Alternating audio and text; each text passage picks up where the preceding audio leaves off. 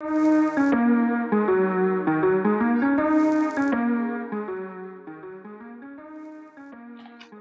right, I wanted to introduce to the audience, Nicholas Cambi is here with me today. He's a strongman competitor. He's also America's strongest man, and he's also the world record holder for log, block, and axle press, which, by the way, we're going to get into the info in the episode more. A lot of people don't know what a log bar and axle press is. So just start us off, Nicholas. Thank you so much for being on. Yeah, thank you so much. You know, it's an honor to actually be face to face with you, and I would like to get into the little bit of detail of your background. You know, how did you get started? And how did you work your way up to this position? And before that, I want you to kind of like help the audience understand, how did you build your physique? Were you always a big person? Were you a skinny person? Just delve into some of those information. Yeah, absolutely. So a lot of my, of course, in the early years, a lot of my weightlifting background or strength training had to do around sports. So I started wrestling in football, like in pretty much in middle school. And a lot of it, my training was for that. And of course, doing a lot of squat, bench, deadlift, power cleans. I always trained for that. Probably my sophomore year is when I took the lifting more seriously, and I applied more of that strength towards. I think probably a little bit after I hit puberty, probably is when I really kind of pushed the strength training. And then of course, I played throughout high school. I wrestled in college. I wrestled for all 4 years, and I wrestled at 197 for 3 years, and I wrestled heavyweight, which was 285. But I wrestled around like 245, Okay. 250, and of course, kind of and wrestled with the kind of big boys. But I got after, so I graduated from college, and of course, wrestling was a huge, again, a huge sport for me. I competed for 10 years. So after college, I was kind of looking for my next kind of competitive, maybe sport or hobby, or just something that I can pour some energy into. Originally, I was working at a gym in the Boston area. I was doing sales, and I got approached by one of the trainers there, is his bodybuilding coach, and asked me if I wanted to join his bodybuilding team, which he has like every like biannually. He would have these teams of kind of bodybuilders, and they would all work out together, and they would do the competitions. But he thought part of his program, so of course he taught a lot of diet and hypertrophy workouts, stretch and mobility. He kind of got me into the different type of like overhead pressing too. But then he thought it would be a good idea to like a month. This is like 1 month in, to introduce strongman as a cross training for bodybuilding. Like, so building like some of that large muscle The strength. capacity that you do in strongman, apply that to bodybuilding. And and of course, the minute I touched the implements, I thought it was very fun. So after my first training day, a week later, I signed up and did my first contest. And in that contest, I won the first event, and then I did poorly the next four events. And But I this ended up is thinking like, this is bodybuilding kind of. and actually, no, this is actually strongman. So Okay. So you were like training for originally, bodybuilding, but you were kind of like competed towards strongman because so you were already incorporating the. so a month in, he just thought this is a great cross training Okay. exercise. So hop into the strongman contest because it's gonna be good Wow. for bodybuilding. So I hopped in, and of course, I had a lot of fun. And of course, I wanted to at least podium or win, but I didn't get the outcome. But I was like, you know what, I want to do another contest. But then I learned a little more about bodybuilding in terms of like the diet and regimen. And then, of course, once I got exposed to strongman, of course, in the local strongman, I looked into that scene, and I realized, especially because I signed up for another contest later that September, and I was supposed to do bodybuilding into maybe in the winter, or do my first show. And I realized I think I enjoyed the strongman and the pursuit of the strongman sport over bodybuilding. So I told my coach, thank you for introducing me to strongman, or introducing me to strongman, about like, I'm not gonna pursue bodybuilding. So I went into that direction. So that was in 2012. So in 2012, I did 2 competitions. 2013, I did 3 competitions. 14, I did 4. 2015, I did 5. And that's when I won my pro card in 2015. And then every year since, I've done either 5 or 6 competitions, maybe 4 one year because I had surgery. And then of course, the COVID year, I only did one, or the lockdown year, 2020, I only did 1 competition. But otherwise, I like to compete like 5 or 6 times a year. ideally. Wow, 5 or 6 times a year. That's like, for me just to imagine, it must take a lot of toll on your body. Yeah. So like, Absolutely. because I can imagine like short span of time where you have to train for every competition, correct? Absolutely. But yeah, you want to pick of course, kind of pick your battles.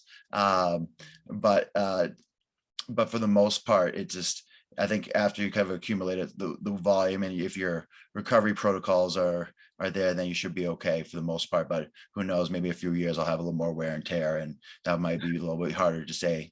To answer to some of the other kind of questions you were asking at the beginning of that, so I think I've always been kind of I would say kind of bigger individual. So Okay. um, I was about I was 245 when I wrestled my senior year. So that's almost kind of why I walk around now. I was 249, but after wrestling, I got down to like 225. And then I slowly started creeping back up to the 240s and 250s to the off season. Um, as of course I continued in the sport. And then but now usually, and especially like my last 5 competitions, I sit at 249, 250, like 2 weeks out from a competition, and I'll cut down to 105 kilos, which is 231.4 Wow, pounds. that's really impressive. And I would imagine you went down to 225 because in the early days you were kind of like the bodybuilding mindset. So I think you were kind of Yeah, getting like stage ready, because bodybuilding is all about aesthetics. You gotta like lean out, be in the best shape possible. But great poser and all. yep, absolutely, your pose, your muscles need to be crisp, clear, dry skin. But with strongman, it's not so much about physique. It's more about how your body is reacting to certain movements. And now for you having that background of being athletic, you play football, you're playing wrestling. How did that change for you over time, being getting stronger and getting bigger? Now you're not able to, I don't know if you still play football recreational or wrestle. Has that changed for you? How does Yeah, that? I think I've wrestled once since I've graduated. Okay. I actually that's a lie. I think maybe like a less than a handful of times. I generally will hop into either high school workouts if asked to kind of like work with some of the bigger guys, because generally Sure.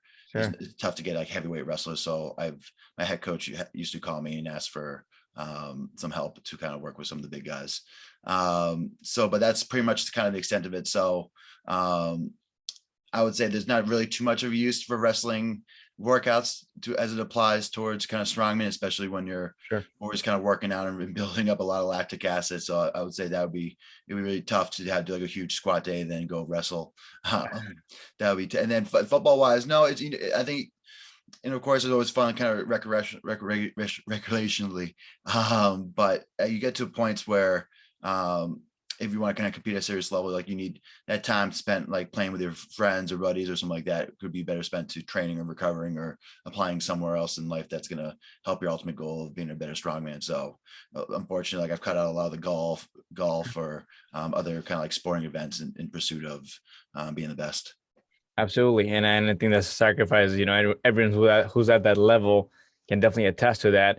Now, so when you were doing these things before you completely cut it off, did you see like your movements were being stiff, or was kind of difficult for you to like be more mobile or flexible because now you're just getting stronger and building all that mass and then the muscle? Yeah, I definitely see a challenge. I done a lot of like yoga in the past, but I think having the base in wrestling kind of gives you already kind of a flexibility and mobility. You have that advantage over other competitors that probably didn't wrestle. Sure. So again, a lot of great muscle activation and like mind body connection when it comes to certain workouts.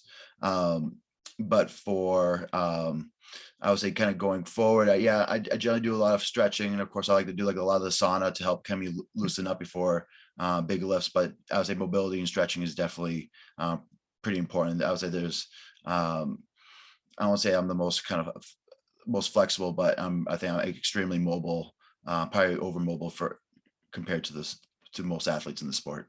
That's really impressive. And again, because you had such an athletic background, you've been into wrestling, that definitely probably like gives you an edge in like, keeping your body like away from injuries, being more mobile, being flexible, being able to stretch out. And now being in that background, talking about nutrition, right?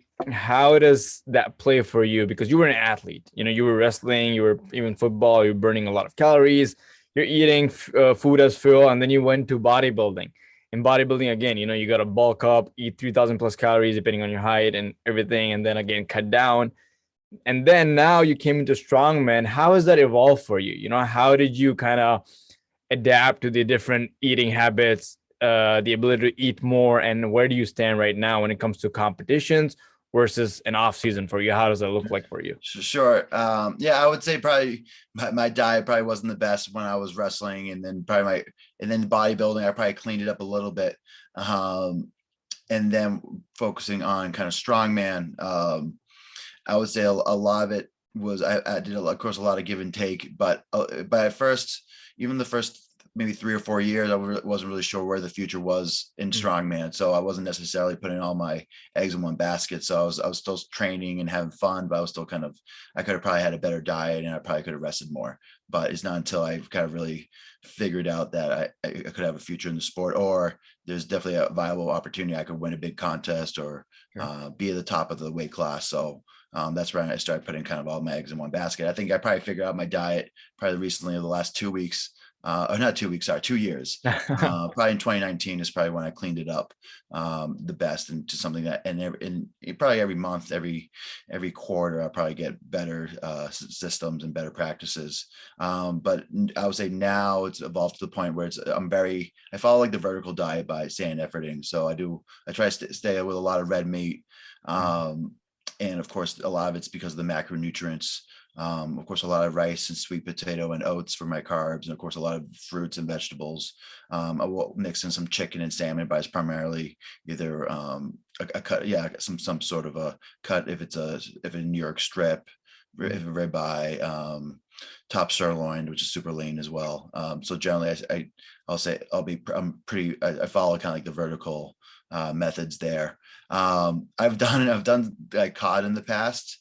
And it's not my favorite, just because it's such a lean fish. It's great for cutting up, but you don't get the macronutrients or some of the fats that you need to really put on it to of course kind of work out and do strongman. But I think that's one thing that some individuals kind of forget, is kind of like making sure you get like the fat intake when it comes to kind of strongman, because that's what gets converted into testosterone, and that kind of what drives a lot of your lifts too. So if you're depleting your fat reserves, like sometimes in CrossFit, they maybe, or other sports, try to eat less fat, for instance.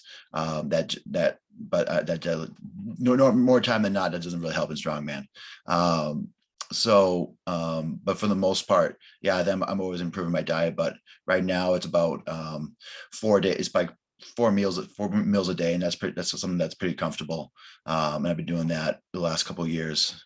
But before then, I was struggling in terms of timing and eating, and even around competition time and refeeding. I didn't have the best practices, but eventually you try to find different ways to win, and there's always room for diet. So I think right now I have a pretty good base, but I can always be better.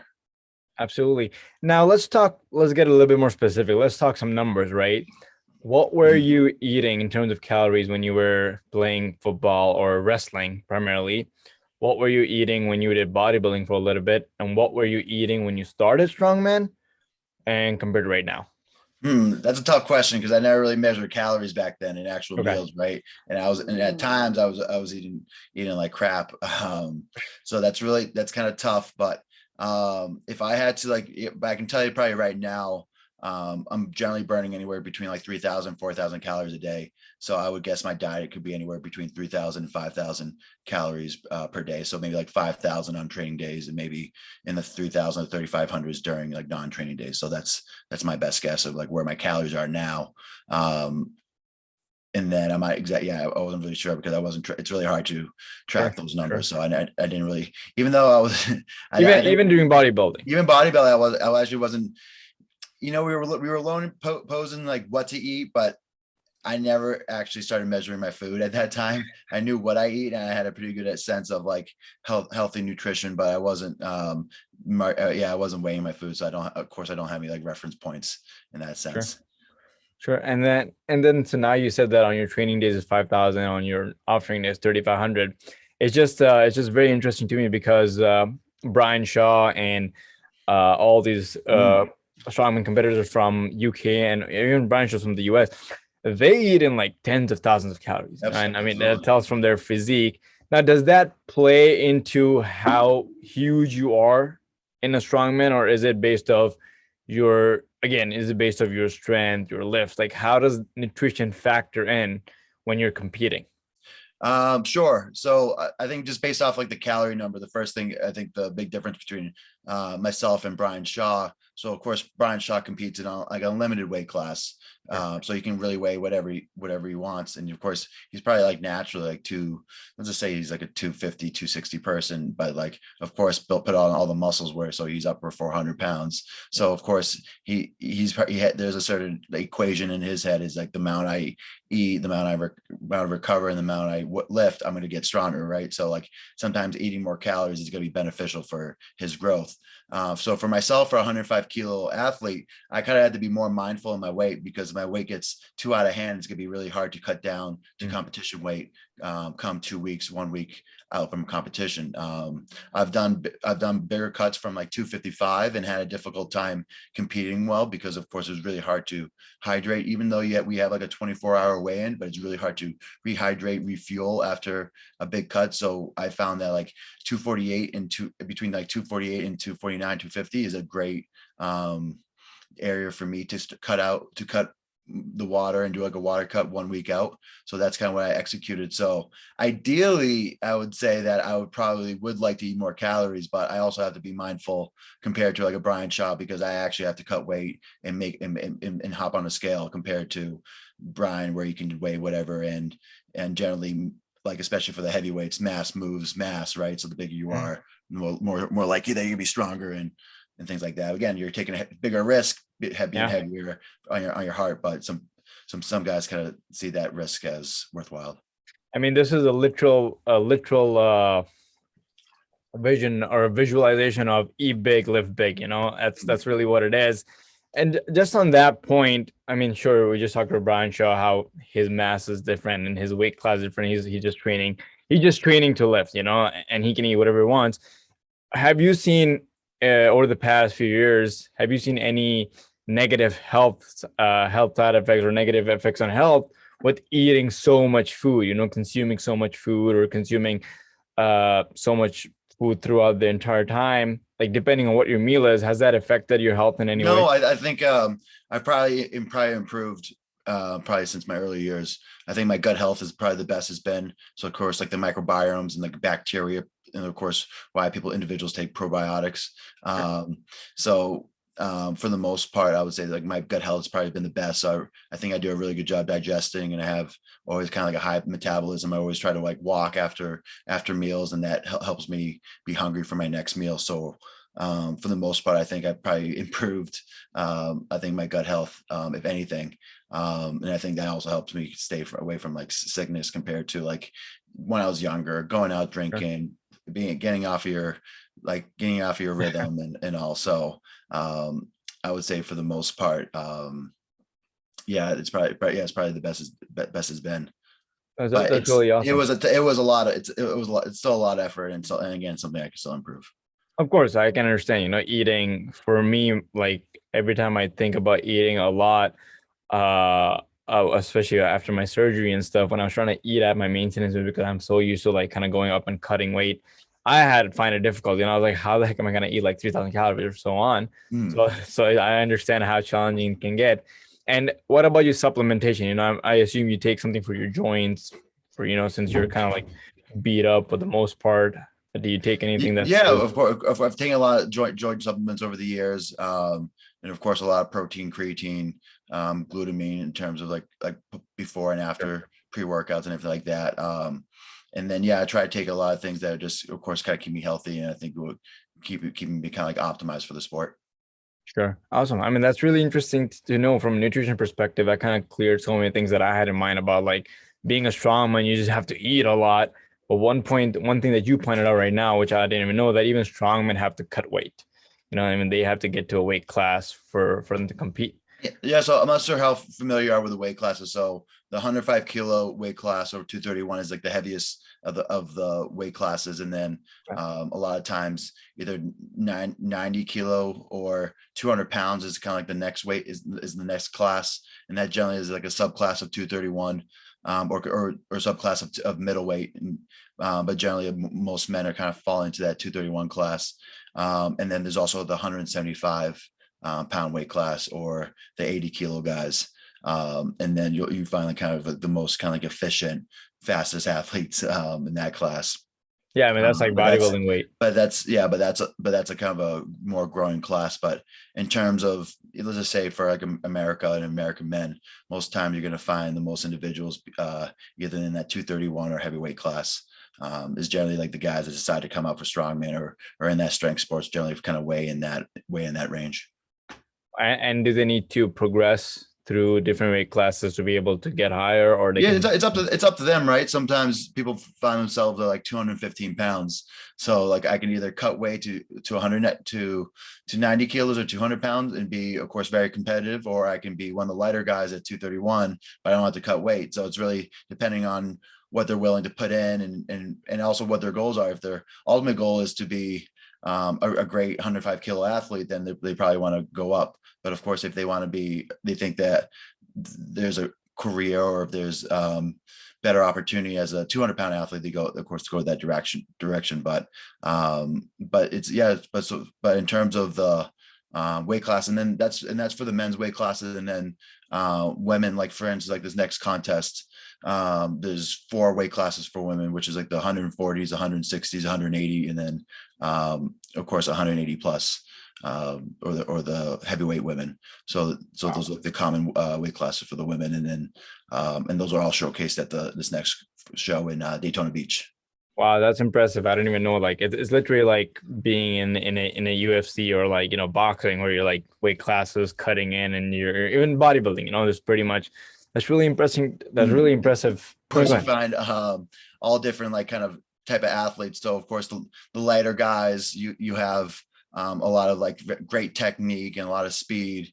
Of course, the middleweights, you're generally get like the best of both worlds. You get the strength and kind of like the technique and speed. And then the heavyweights are generally the big brutes. And of course, sometimes the freak shows pretty well. So of course, that's a big attraction as well. But each class has something great to offer in a different kind of aspect of the sport. Absolutely. And do you see people from like CrossFit or like powerlifting come and compete in strongman? Yeah, I think it's happening more often. There was in Australia, there was a gentleman who won the 90 kilo worlds 2 years ago. His name is very hard to pronounce, so hopefully he's not listening. Um, Starts with an N. I'm sorry if you're listening, but he was a CrossFit athlete. I think he made it to the opens, and then he made the transfer over to strongman. And his first worlds, he ended up winning the contest at 90 kilos. And then in terms of like powerlifting, of course, powerlifting is super common. Like Zydrunas Savickas, the best, probably like the best strongman that has ever lived. So 4-time world champion, 6-time or 8-time Arnold Classic champion. He was of course a world record powerlifter before he started strongman. And there's many examples of that. I think powerlifting is probably where you find the most in terms of that crossover of people being powerlifters and then moving on to strongman. Sometimes you see that with bodybuilding, and CrossFit's happening a little more, with CrossFitters happening more often. So a lot of times the CrossFitters will fill up either the 175, the 200 pound, or the 231 classes when they transfer over. Wow, that's really impressive. And now I'm just mesmerized by how all these sports, they're so different in their nature, and they're so different in their training, but then they're able to kind of like come together, put it all aside, and come for a strongman competition. So how does weight training differ from regular sports and regular and traditional weightlifting versus specifically for strongman? Sure. So I would say a lot of times I would say an off-season strongman program might be very similar to an off-season program of like maybe a regular athlete, if they're training for sports. So they're doing a lot of unilateral movements. So of course, like single leg stuff. Sure. They're working on their speed, they're working on their general strength. So the biggest thing is to kind of like focus on like weaknesses, and then focus on kind of like the general building, if their goal is to gain strength or build muscle. So if they're like a track athlete, wrestler, football player, generally there's like a weight, the kind of weight training. But as of course in like any sport, as you get close to competition, you get a little more sports specific. Of course, track runners are going to start sprinting more. Football players are going to start playing games, and then strongman will probably start incorporating more strongman events into their training. So like 12 weeks out, it could be a mixture of like event training and hypertrophy movements along with strength movements. And then 6 weeks out, it could just be strength movements and strongman training. And then close, even like 2 or 3 weeks out, it's maybe primarily strongman movements and then some assistance work. So it really depends on the goal, but a lot of times, I would say the off season sometimes can look very similar because they're focused on hypertrophy, strength building, maybe someone working on speed, but whatever the inefficiencies are. So a lot of these strongman training that you talk about in season, it's like, you would say, as you mentioned earlier, the bar press, the axle press, or the log press. Would you want, can you describe what those lifts are and how does one or yourself, train for it? Yeah, so of course, in strongman, there's of course the barbell. Sometimes you have, I think barbell presses are not as common, but of course an axle, a log press. An axle is of course a 2-inch handle. I forget the actual hammer, but 2-inch thickness. But of course, is much generally double the thickness of a regular bar, or even more. And the goal is to, of course, kind of clean and press it. Log is the same goal, but on a log, you kind of roll it up your abdomen along your stomach into the rack position, and that's kind of like the staple of kind of strongman. Just is, of course, it originally started with of course actual logs. They made metal logs, but now it's really popular to have like either like a Slater log or kind of those wooden logs that you will see on some of the bigger shows. And then of course you have different other pressing implements when it comes to sometimes you'll have a block, which is something very dense and hard to stabilize. And sometimes you have the natural stone pressing as well. So with those events, each is different per contest. And that's, I think, kind of like the beauty of kind of like strongman. There's of course, there's always diversity in events. There's always the choice of like what type of events you put on there. So there's no standard. So each contest is never going to look the same, and you can always test out different strengths, but there's always going to be an element of pressing, an element of deadlifting, and then carrying, moving, and loading. And these are specifically in strongman gyms. That's where you train at. Sure. A lot of times you have like a strength sport gym that has like Olympic lifting, powerlifting, strongman. Sometimes there's strongman specific gyms. Sometimes they'll have some strongman equipment. Sometimes there's 3 gyms that you go to and they each have some of strongman equipment. And you switch up between the days. But I would say since I started, there's been a lot more strongman gyms that pop out, or there's a lot more gyms that have strongman equipment. So the sport has definitely gone leaps and bounds since I started 9 years ago. Wow, that's really interesting to know. Now, a lot of times, I mean, even the audience listening, people may get confused with a strongman is just as same as a power lifter, but I know that it's not. You know that it's not because they have different lifts, they have different training methods. Mm. How would you define, like, how would you differentiate between powerlifting and strongman? Because again, both in some shape or way, they both have athletes who are like big in mass, Mm. strong, lifting 400, 500, 600, 700 pounds, but then at the same time, their whole approach to the competitions are different. So how would you differentiate between a powerlifter versus a strongman? Sure. A lot of times, like powerlifters, they focus a little more specified. They focus on the 3 lifts: squat, bench, deadlift. But each of their contests is always, they're always going for 100%, 105% of their max. So they're always pushing it to the limit. So generally, their training and training cycles is going to be a lot different than other sports, because they're, and probably maybe more similar to Olympic lifting, because it's very, very sport specific and you're really focusing on that technique. But with strongman, since there's such a variety of events, a variety of the type of events, a variety of implements, it can always be different. But sometimes instead of having like, of course, Olympic lifting and powerlifting that have the maxes, strongman, you might have reps, you might have events for speed. Sometimes you'll have ladders. So there's sometimes the the actual weight might be like 70% of your best 1 rep max. So sometimes you're not actually pushing to the max and in those certain events, and you're actually maybe working in more of a cardio capacity or more of a volume capacity. But instead of having maxes, you also have maxes, races, and rep events.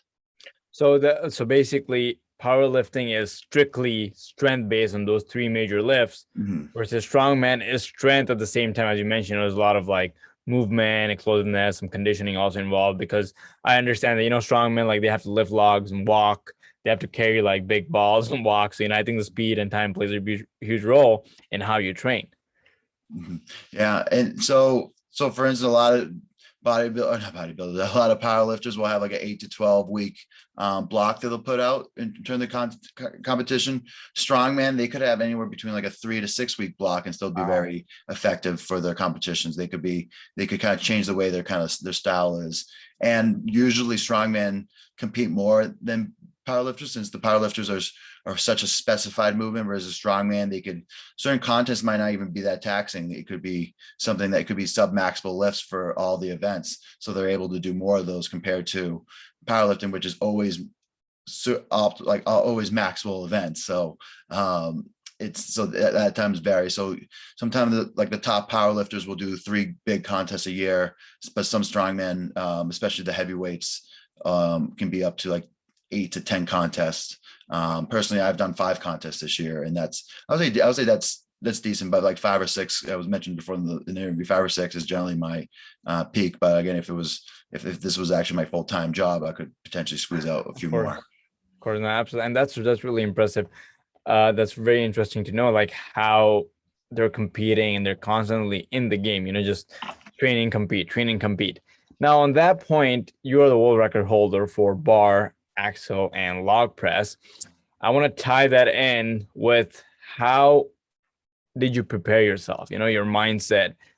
Like, of course, you have to go that heavy, overcoming injuries. And I want to tie that in with what challenges have you faced throughout your life and career to get to this point?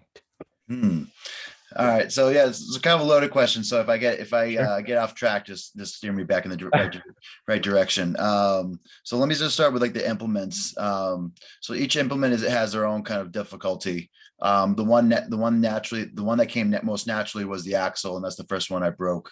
And I felt that's something that I've always kind of had in the tank, but just never really had the opportunity to do it. I had two max axle events back in 2015, and then the one in 2021 was my first opportunity for a max axle since then. So it was almost a skill that I didn't get to utilize, because again, the event sometimes the events are sometimes not seasonal, but they're different. They can be trends, right? So sometimes they can be trending, sometimes they cannot. So it's been coming back around. So we had it, and of course I got the opportunity to break it. So that was very exciting. And then since of course I broke that one record, I was feeling pretty froggy. So I was like, let me try to go later in the year, try to break the log record. So the log record is, again, the log is the staple of kind of strongman. So hitting the log record is, I would think, be not more impressive, but I think cooler than just the axle. So I wanted to go after that. But that was probably more challenging because the log didn't come as natural as the axle. So I had to work a little harder. So at the time when I started the program, I had a 9-week program, and I log pressed twice a week, every week until the competition. I think I had a couple of deloads where I might have done really light stuff that week, but for the most part, I pressed twice a week for those up to the competition. And that's something that was pretty difficult, just because I was going from the record at the time was 410. My best in training was 380. So I had to really make up a lot of room. In competition day, I wasn't quite sure if I was going to hit it. So I remember the previous gentleman that hit it. He hit 410, but he also, he also hit like 425 as a heavyweight, and he hit 400 previously before actually hitting 410. So he actually hit over a 400-pound log a couple of times before breaking 410. So that was kind of in his wheelhouse. So for me, I never went over 400 pounds. So making a training plan and getting up to that 412 was a big task.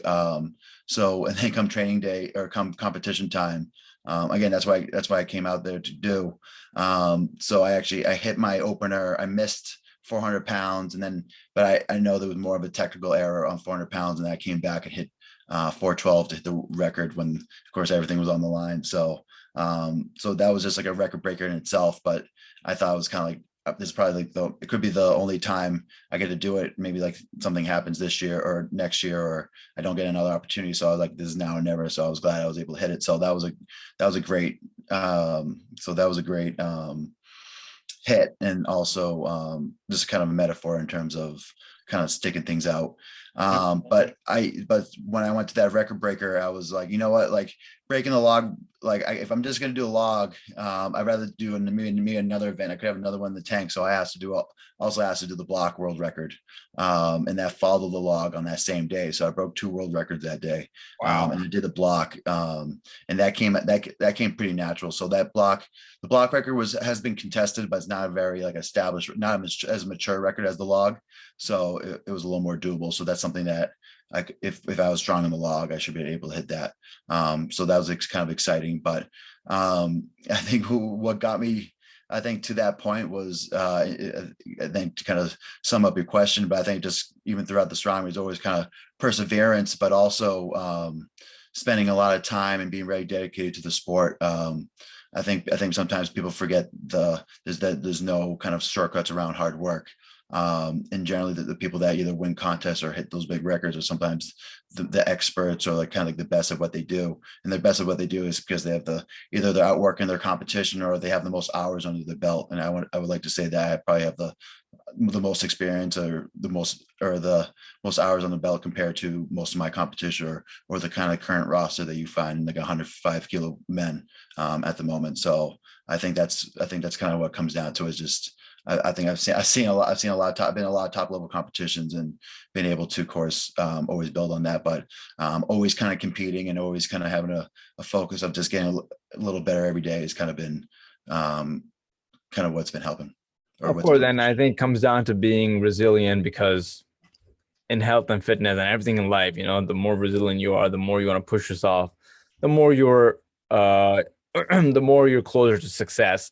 And now with you, when you were going to this competition, when you were training for it, did you already have it in your mind that I'm going to set the record? Or when you got there and that's when it came to you that, you know what, I can definitely try and give the world record a shot? Sure. So the log and the block was specifically a record breaker.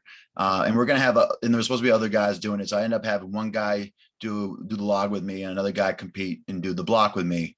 Originally, we were going to have like 5 or 6 guys, but a lot of them kind of course, bailed out because of injury, or they were doing other contests. So it just ended up being 2 per each, but that was specifically a record breaker. So that was the only goal there. And I don't get paid, or I don't get any prize money unless I hit a record. So that was also kind of incentive. And then on the axle record, which was the first record I broke, that was part of a contest, and that was on a third day of a 3-day contest. So we rated 6 events, and we have 5 events that day. But that contest was the first time, 105 kilo contest. So this is Clash on the Coast. The 105 kilo contest was aired on ESPN. So it was kind of a big deal. So I thought, if there was ever a moment to hit your best event live on, not live, it wasn't live, but on, that would be recorded and be put on ESPN later on in the summer, I think this is the time now. So I first focused on the event win, because that was important, and then after the event win, I had one more jump in me. So I went for the record, and of course nailed it. So that one was, I was thinking up to that point, like, do I want to go for the record? Like, do I focus on like the win of the contest? But I just thought to myself, how many more chances I'm going to get to, again, hit my best event on something that's going to be on ESPN. It's not that many often, especially for the 105 kilo men. So I went after it. Yeah, absolutely. And now your name's on the history books. You made the right choice, as we can see that, it's a success that you can live with until someone comes around and beats it, and then maybe if that happens, you challenge yourself to get that thrown back again. So that's really impressive. And now No, we're just talking about like how you got to this point. So let's get back to the aspect of the challenges, that you've faced throughout your career and your life, the sacrifice you had to make just to be able to find success that, hey, I did all this. Now I can't go back. Mhm. Yeah, that's of course And big. and if you want to also tie in about like how injuries played a huge role in like Hmm. kind of getting you where you at right now. Actually, yeah, I'll start with that. It's actually I tore my meniscus my sophomore year of wrestling, and I remember just, of course, I ended the season early. Of course, I didn't enjoy being hurt. I didn't like how my body felt once I recovered, and I realized that I hated being. I don't like to use hate; is a pretty strong word, but I hated being Yeah. injured, hated being hurt. So I think then is where I vow to myself, where I'm going to do everything I can not to get injured, and always have the best recovery. So that probably learning that lesson when I was maybe like 19, 20 was pretty important. And then since then, I've actually stayed pretty injury free. I always had like little nicks and knacks, and I hurt my back. At one time, I didn't do one contest back in 2019 because I think if I pushed it, then I might have hurt my hip. So I was kind of avoiding injury. So of course I took this kind of safer route. And then I was able to kind of fix that issue. That was more of kind of like a interior tilt that I had to work on. So sometimes the best way to get strong is to make sure everything's aligned and positioned correctly. So of course, managing you or using a good physical therapist. But I also did tear that same meniscus again, but it was in between contests. So I was able to recover from it and then start training for the next contest. But that was also kind of nerve wracking too. So it was in 2020, I took second at America's Strongest Man in the following month. And training for that is when I actually retore the meniscus. And in the following month, I got surgery. And then, of course, Clash on the Coast, which is the big contest I hit the axle world record on. That was the following April. So there's a question like, am I be able to recover fast enough? So I I think mean, you're just training, you're injured, you're training, and then you're recovering. How did that play out? yeah. So that was the question. So I think I did everything kind of in my power to make sure I was in a good spot. And I think maybe I focused more, kind of worked harder. But yeah, but throughout my career, I wouldn't say I never had setbacks, but I at times I would have, I had like a really tough competition in 2018. It was a really bad weight cut. So I really had to kind of reevaluate the way I approach, cutting weight, but also training. And I think just that competition exposed a lot of things I was doing wrong. And of course, the sleep played into it, diet played into it as well. So there's maybe like 6, 7 things that I really had to fix.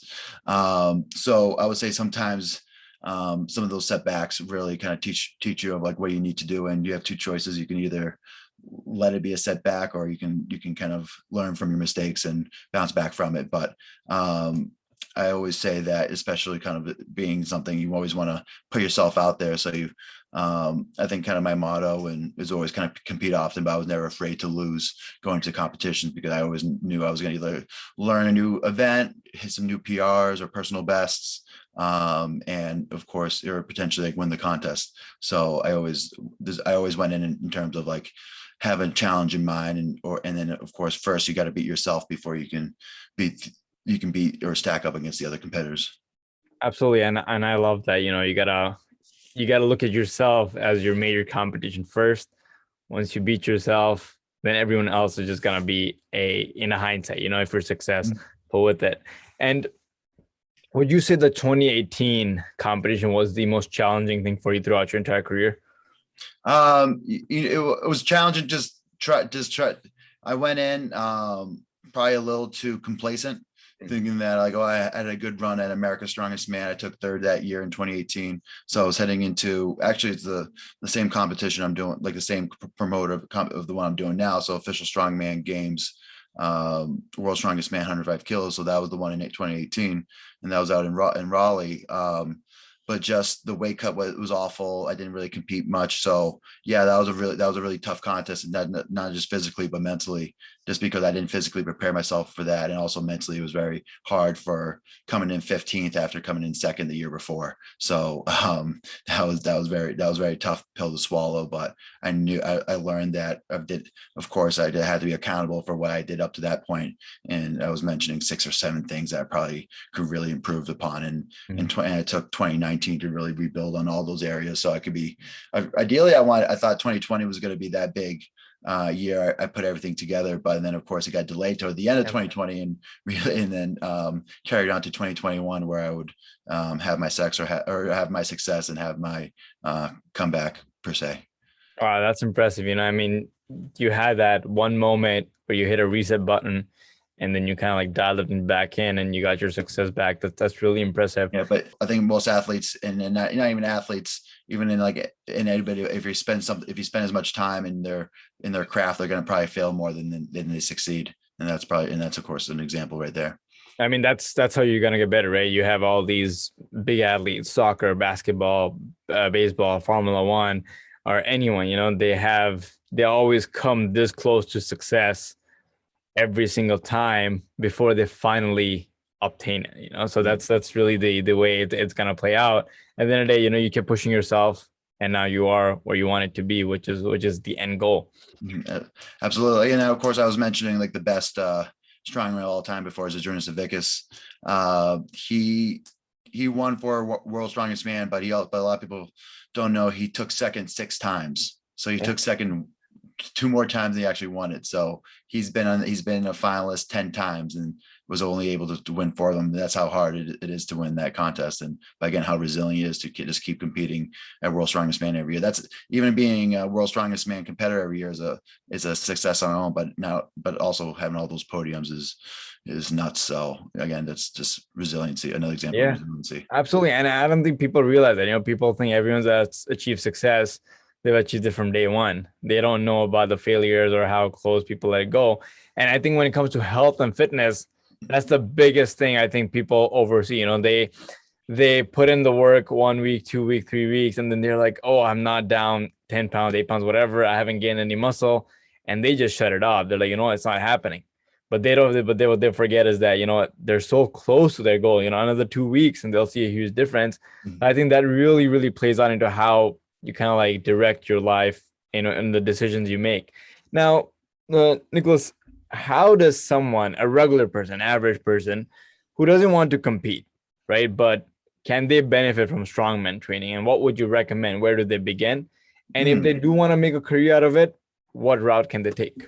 Sure. I would say strongman training is for everybody. It's very functional in terms of, again, kind of building a lot of that, I would say power capacity, or muscle capacity, or just kind of being a little more kind of dense rather than like a hypertrophy workout. Yep. But like for instance, like logs or yokes, flipping tires are always something fun. There's certain things that can be avoided. I wouldn't say if you don't need to, I would say like a trap bar deadlift would be more healthier than probably like of course a regular deadlift. But again, it really depends on the athlete there. Or the individual, but I think you can always benefit from functional strongman training. But it's also depending on if your gym has it or not. And then your other question, if someone wants to be kind of like a serious competitor, where they start? I would say probably similar, and probably what I was encouraged is to kind of just jump right into a contest and then follow up with a couple more contests. So like for instance, if you're interested in strongman, I would just try to get maybe 3 contests or 2 or 3 contests within that first year. And after then you should have enough information, whether you think that you have a future in the sport, or whether like you want to be a casual competitor. If you want to be an upper level amateur, like you go all the top amateur competitions, or you want to be a pro where you have that status, you can get invited to America's Strongest Man, or or someone like myself that wants to be a best. But I think the thing that probably will help most on every level is just competing more often and being more involved in the sport. So having more different preps and having different ways you can challenge yourself. So I think in every level, competing often, I would say is generally a plus. Absolutely. And for the audience listening, again, just to clear that out, you don't have to worry about like, unless you're actually competing, like, having a weight class, you don't have to worry about like eating tons and like worrying about not being able to lift the weight in the gym. As Nicholas just mentioned, you can do the training, maintain your diet regimen, and still have the best results that you want. And Nicholas, I know you mentioned the axle press came to you naturally, and that was like one of the most proficient lifts for you. What is your favorite lift other than that, if you're in the gym, or if the one thing that you had to pick? Atlas Stones is fun, which is generally like the last event of every contest. But it's something that I of course took to very well. But it's also something primal of lifting a big stone up to a ledge or up to a platform. So that's always a fun way, but it's just a very iconic event as well, just because it's been at many different world's strongest men, and of course something that's been there since the start of the sport of strongman. So yeah, Atlas Stones are generally a favorite, and then I would say probably there's no event I really don't like. I'm not a huge fan of throwing events. So a lot of times we have like a 15-foot goalpost that we kind of throw over, and like those spin around and throw the ball. Yeah, so those can kind of be very tough, but for the most part, I would say I pretty much like I like most events. Max distance is probably the other one I don't like. It's just how far can you suffer and enjoy pain rather than like doing the lift maybe 15 seconds or 60 seconds. So sometimes those events can last for like 2 minutes. And how much pain do you want to put up, or how much do you want to eat or choke on your own breath or something like that? That's extreme, but you'd be very out of breath towards the end of it. And I've seen it myself in CrossFit or bodybuilding or like any of these, like when people go heavy, like when they drop the weight, they either they pass out or they just start bleeding through their nose. Like that's I think that's what you're talking about, the pain you want to actually put through to achieve that. Mm-hmm. I think, if the audience listening, if they want to like get in touch with you, or do you train, or do they want to like get some advice, where can they find you? I just want to add one note. I think you mentioned a little bit about like, of course, people new to the sport getting into the sport of strongman, and of course, I didn't have all the available resources, but there's a lot more resources out there now than has been ever. But generally, there's a level. Most competitions, either on the local level, will have many different classes, novice classes, masters classes. So if you're ever interested in hopping into a contest, I always kind of suggest there's always a class or division for you, and then you can always be more serious, get more serious as you're get more interested in the sport. But the best way to find me, so of course my social medias, so I'm Cambi Dude on Instagram, Cambi Dude on YouTube, Cambi on TikTok. And then if you're interested in kind of like a lot of like either programming or my instructional videos, I have some on YouTube, but most of that stuff is on Strength Fleet. And then of course, and then to kind of shout out to my kind of other sponsors, SBD and also Tsunami Bar, while we're at it. That's awesome. And in my gym, of course, Total Performance Sports. So that was my first supporter, my first sponsor. So they've always been a big believer in my training. That's awesome. So if anyone decided to get whatever class they want to get into, start training, you can definitely reach out to Nicholas. And I'm pretty sure he'll be more than happy to assist you, as everyone just heard how passionate he is, and he's gone through a lot just to be where he's at. So he's gonna definitely help you get to that position in a better way and a smarter way than always happy to direct them in the right direction. I think, and of course, I built up a nice network, so I generally, depending on what their goals are, what they're looking to do, I could hopefully steer them in the right direction. Absolutely. Now, Nicholas, before we sign off, one question for you. One person, dead or alive, that you want to train with? I think probably Arnold would be a big one. I think that'd be cool. Of course, growing up, we have kind of a very similar story. I came from Europe, so I was actually born in Italy originally, and then moved to America. So of course, an immigrant coming to starting out the strength sports and being successful, winning contests. Of course, that'll be a big one. It would be cool to work. There's of course other strongmen too that I would like to work out, like I got to know him at other contests because he was a head judge, but like Zydrunas Savickas, I was mentioned before, like people like Eddie Hall or Half or Beyonce. Eddie Hall, Actually, yep. I met all of them, but I've actually never got Wow. to train with them.